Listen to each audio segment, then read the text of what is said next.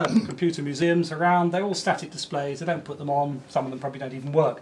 Everything you see in this museum works. So it may not be on. For instance, the ICL in there consumes 40 kilowatts, so having that on for a rather long time not only makes the room unbearably hot, but even in the winter, but costs us an awful lot of money. That's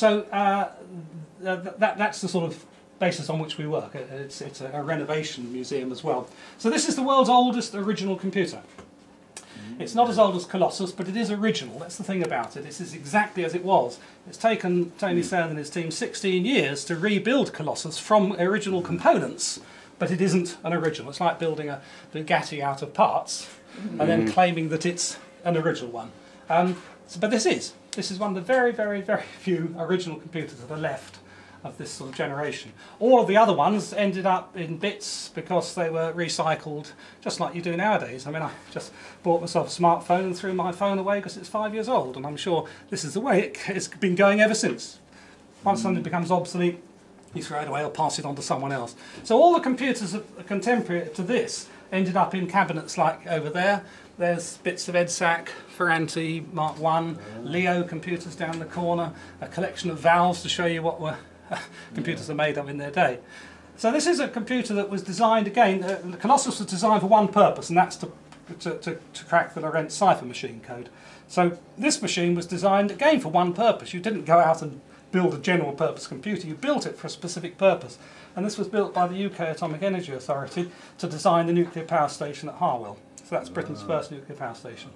So as I said, in those days you sat, oh, it's gone. There was a hand calculator. There'd be 20 people sitting in a room, churning away doing the maths, the physics and the engineering in order to build a power station. It's stress analysis, nuclear physics and so on. And as I said, it can take 15 seconds to do a multiplication or division. When you come to write the answer down, it's quite easy to make a mistake. After 6 or 7 hours of this, you're completely shattered, you just want to go home.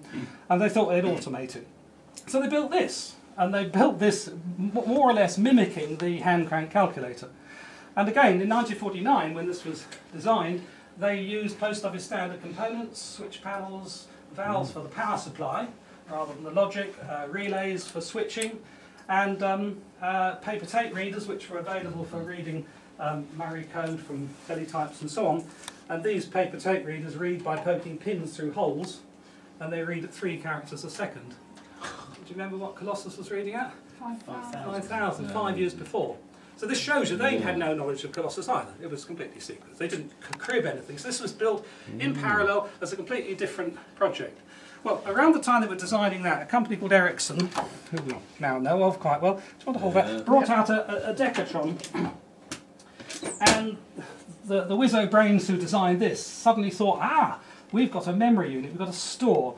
Because a Decatron is it's a cold cathode device, by the way, not hot. And this device is pulsing around, little neon lights stopping, and it can stop in any one of 10 positions. So if you stopped it, and it stopped at the top, it might represent a 0, and at the bottom a 5, and around here an 8, and so on. So if you take enough of them, one row, then you could read the value off that. So if one instruction of your program said add store 31 to store 41, that's store 31, that's store 41, you could have a look in here and read the value off, which might be, that's a sign bit, minus 41700,293, and whatever's in here you can read off, and there's the accumulator, and you could see in there whether the result was correct. So it has a unique property, and that is you can see it working. You can actually see and check it visually as it's going. And as you can single step through it, you could actually step through. It's got 90 stores, because each one of these is a store, holds an 8 significant figure number, and its other unique property is it's a decimal computer, not a binary one. So, the programs are read in on paper tape. Here's a paper tape with a little program on it. Each of these is one instruction. That's like, it might be add store 33 to 34, multiply the result by 7, etc. That kind of thing. You've got 6 tape readers, so you can have subroutines. Well, with 90 stores, there's not enough memory to hold the program, but you could hold some subroutines in there as well. So it's a stored program computer, which Colossus isn't. Colossus has got no RAM at all. So we've gone in 5 years from no RAM to 90 stores, not 90 megabytes or gigabytes, 90. These are more relays here, and it's just to keep them quiet and keep the dust off. These normally have perspex panels. This is a rebuild project, which, considering it's 60 years old, we were hoping to get ready for April, but we've failed. So by the end of the summer it should be working. the power station was built in 1955, completed, and they didn't want it anymore, and theoretically it should have been then scrapped and used for building a more modern one. But they didn't. They actually gave it to an education establishment as a teaching aid. And there's a picture of it in its next home at Wolverhampton College, Wolverhampton and Staffordshire College. And they gave it the name Which is the Wolverhampton instrument for teaching computation from Harwell, and stuck a plaque on it like that. And that's a photograph there. The chap on the left has been in to see it.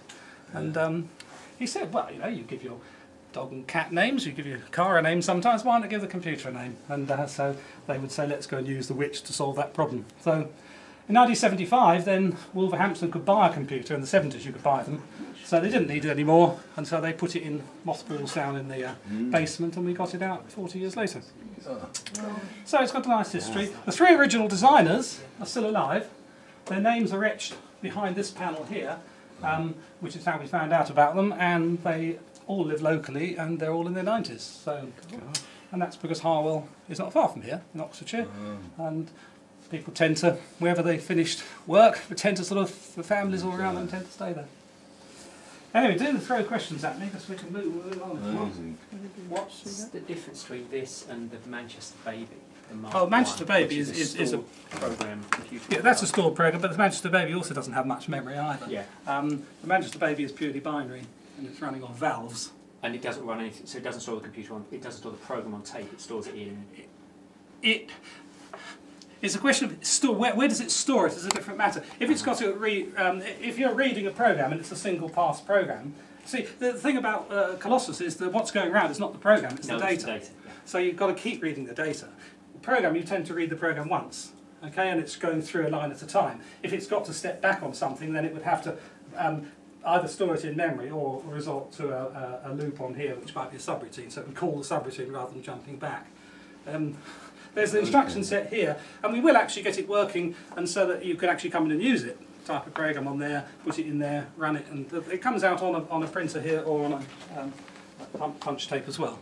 So you better take a bit of paper away and use the Wouldn't it be longer to type in a program than it would do to use your hand crank? Well, no, you've only got to type the program in once. The program is a set of instructions that tell it how to do something. So that if you wanted it to do some integration, mathematical process, you would tell it how to do that, feed the numbers in, and then it would run through that. The point is this could run all over Christmas and New Year, automated, and come out with complete sets of results on there that would have taken people much more.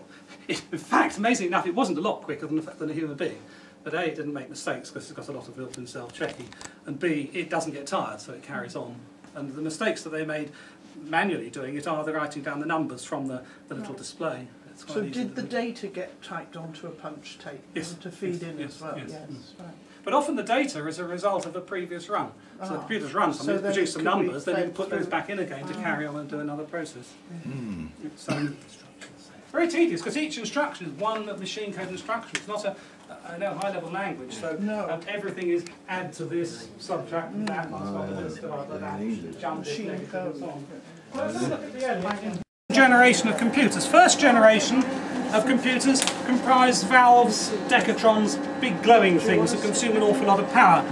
Once you've got onto the second generation, all the valves are replaced by transistors. So here is a circuit board with 16 transistors on it. So you imagine Colossus, these would be big glowing valves, consuming a lot more power.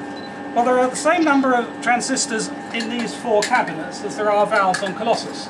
So straight away, immediately, Colossus consumes 8 kilowatts, this is just over 1 kilowatt.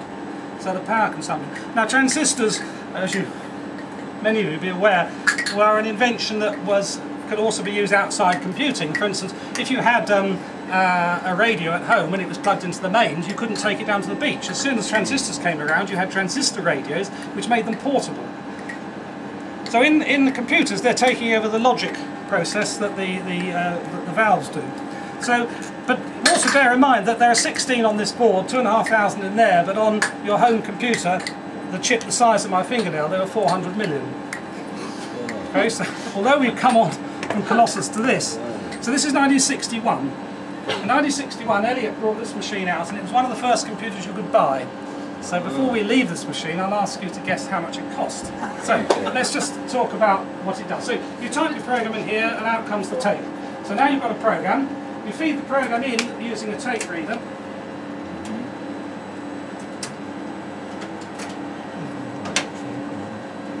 You should do it properly.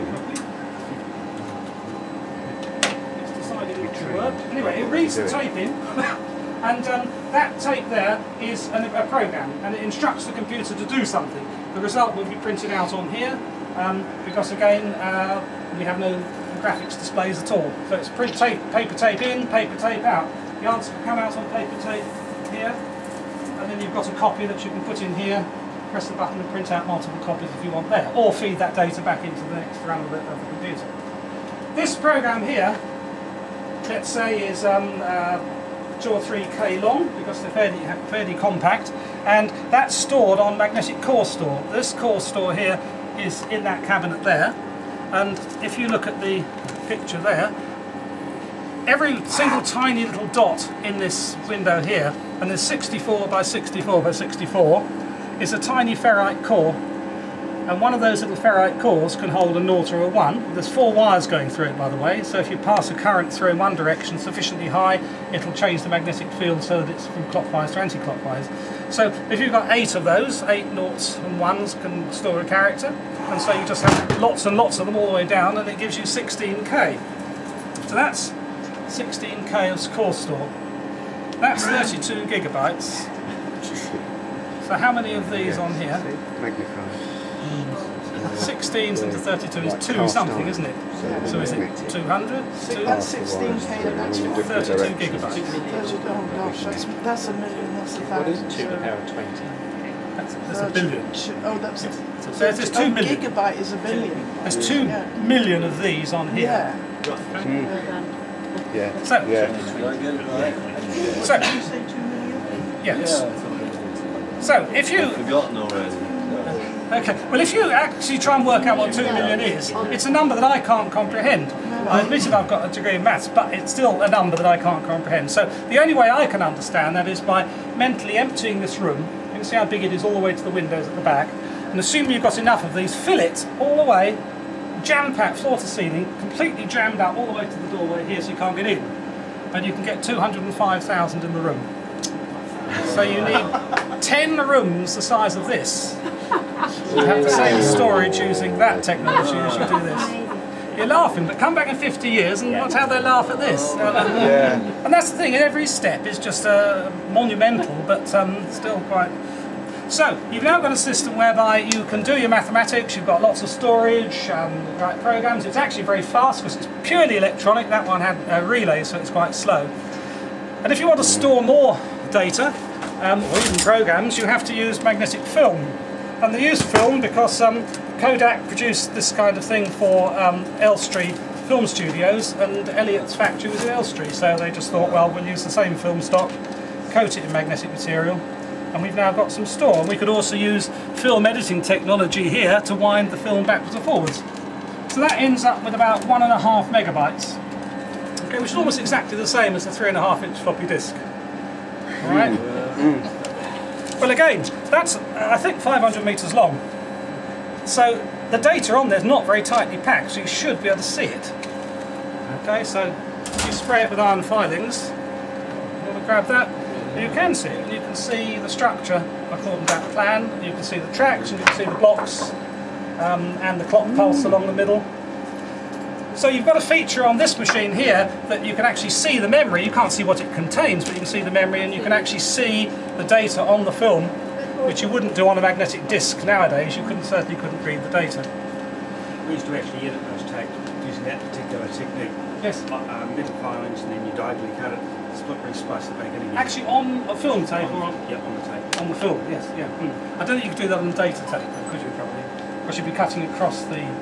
most of them are helical scans, so you can do... Right, yeah, no, that's... that's not helical scan, but yes, I agree, yeah. Well, you do the same with paper tape. You actually chop it up and you re-punch the whole lot and stuck it together. So we've got a problem here. We wanted to use, a lot of people wanted to use this computer in the 1960s for data processing. But you've got 2 problems. One, you've only got 1.5 megabytes, which really isn't a lot. Not many names and addresses in 1.5 megabytes. And secondly, the tape's very brittle, and to wind this fast from one end to the other can take 4 minutes. So if you want to find someone's name and address at the other end of the film and then go back to the beginning of the film, all this data searching is takes a long time. So before I show you the solution to that, anyone want to guess how much this computer cost? First of all, in 1961 there were 410 computers in Britain, okay, and that means there's less than one per town, fewer than one per town, okay. So if you went to any town in Britain, the chances are that they wouldn't have a computer. So the people who did and who could afford to buy it would rent it out in terms of a bureau, and people would use it and pay a lot of money to use it.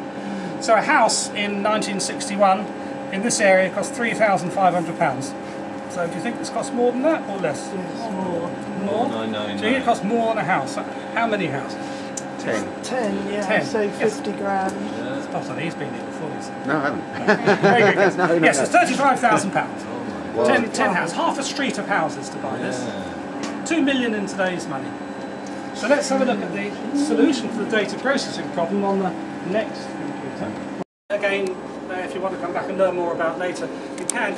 ICL, at the same sort of time as the PDP system in there, we're bringing out computers, or slightly earlier than that, computers that would fit under a desk. This certainly would fit under a desk. So this is designed for a small office, and it could run several computers on here. And they crack the size of getting computers smaller, but there's the disk drives and there's the printer, you see. So we've still got a problem with the peripherals. So we'll see how they move down. So in the 1970s, again, if you were a college or a university and you wanted a standalone computer rather than one connected to the mainframe, then this is what you'd buy. You'd buy an ICL DRS-20 or equivalent, and in those days that would cost £8,000 for one computer. That would be these three, and you'd use 8-inch floppy disks. And a lot of people never realise why they're called floppy, and this is their early disks. So this holds 60k. So you've got £8,000 60k, and a chap called Moore in the 60s had worked out by that time that every 2 years, slightly less, computers halve in price, or they double in speed, or they double in capacity. So fortunately ICL brought out another computer 2 years later, so we can now see if that rule seems to apply. So that £8,000 should have halved to 4,000, and in fact it was 2,500. And these disks here should have halved in size, and I think that's roughly half the size, wouldn't you say? But instead of 60k, that holds 400k. So it's gone up by 6-fold. So the price of water, and that's gone up 6-fold. So Moore's law is a pretty rubbishy law, but on the other hand, if you average it out over time, it's not too bad. So we leave the room and move on to have a quick analysis.